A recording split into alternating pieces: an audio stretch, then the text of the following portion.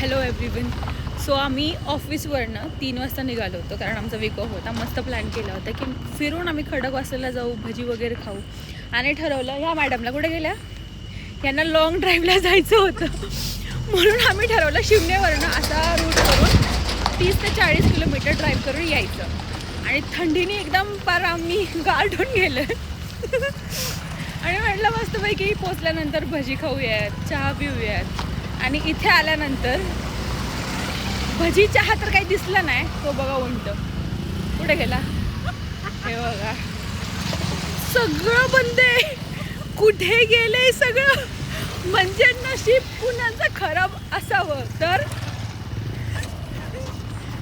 40-50 kilometre. बाप भाई साहब. आणि इथनं परत घरी जायचंय. हिला तर परत कात्रजच्या पुढे जायचंय. त्याला सुद्धा खायला काही नाही.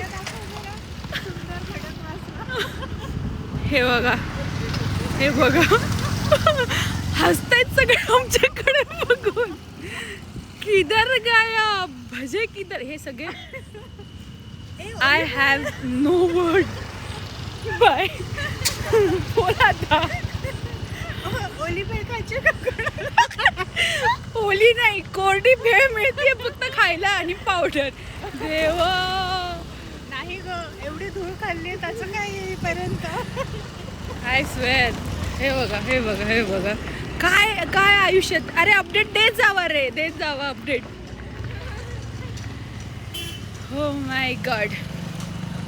Okay guys, bye. एक क्लासला सांगते की कुठं पण तुम्ही जात असाल तर तिथला अपडेट घेऊन नक्की जा, नाहीतर बाय बाय.